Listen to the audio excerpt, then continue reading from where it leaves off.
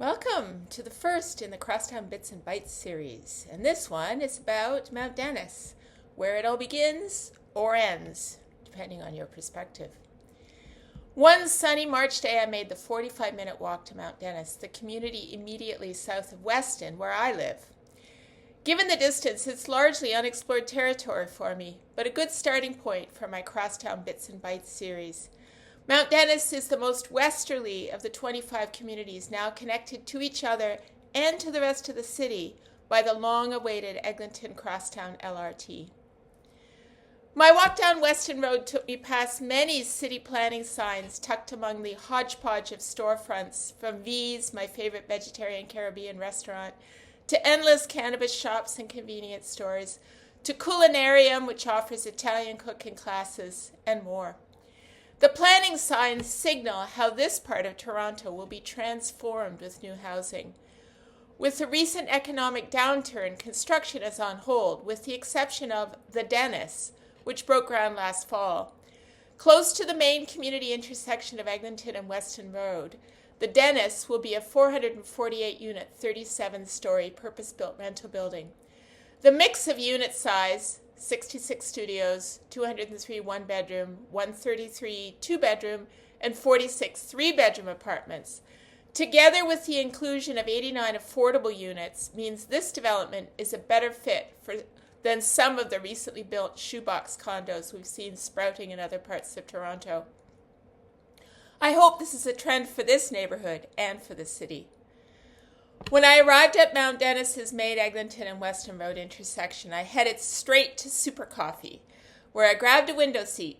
From there, I could watch the street activity and see what Super Coffee's staff and customers have eagerly awaited: the crosstown traffic. Super Coffee's 2014 opening has given it a front row seat for the repurposing of the Kodak Eastman camera factory at the western end of the crosstown. Kodak had been the backbone of Mount Dennis from its opening in 1912 until 2006, when dwindling interest in film cameras shut it down for good. The imposing white Building 9 opened in 1940 and served as the cafeteria and community hub for Kodak employees, who reached a maximum of 3,000 in the 1970s. For a long-time employee account of Building 9 and the Kodak culture, you can read an article that I've linked to the blog on my website. I first noticed the building from the Up Express, the train I took every day to the core of the city when I worked downtown.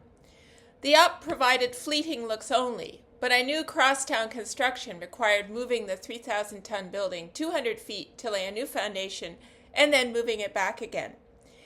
You can check out the story from Blog TO on my website if you'd like to learn more about that move.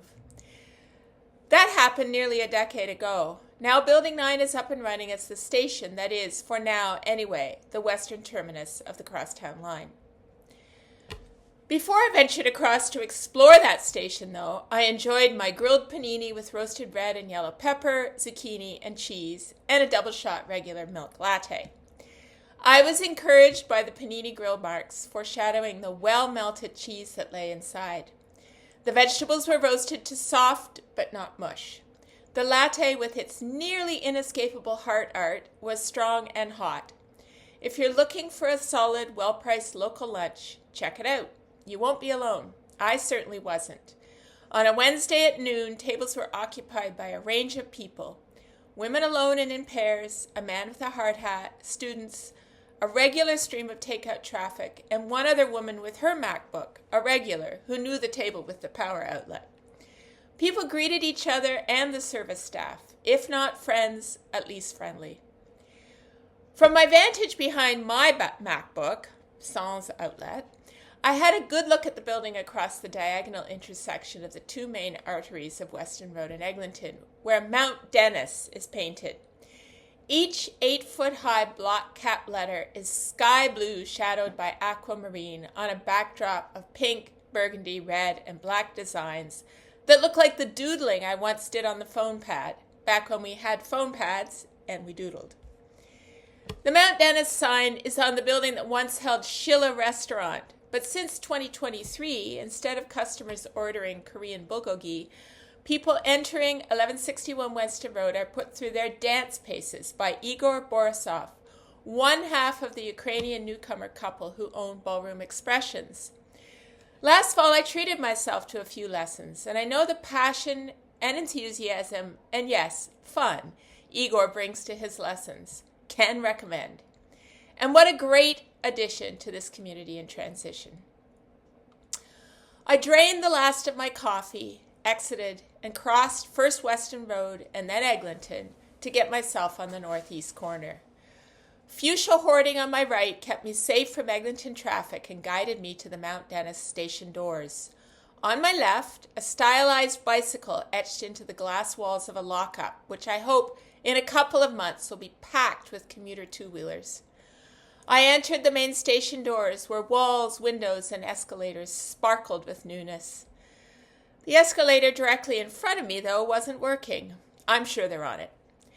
Regardless, there's lots of elevators in this new system. Down one level, there's a long corridor to the Crosstown tracks.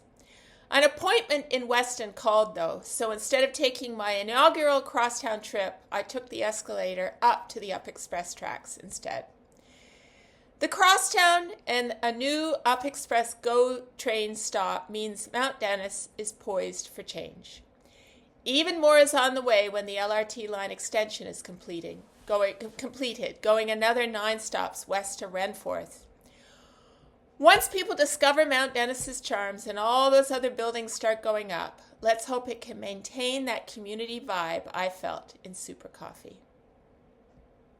A bit about this series. Crosstown Bits and Bites chronicles my visits to each of the 25 stops in Toronto's newly opened Crosstown Transit line.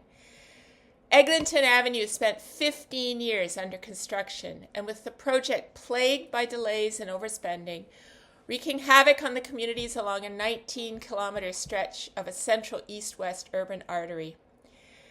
Line 5's opening last February has given Torontonians new access to the communities.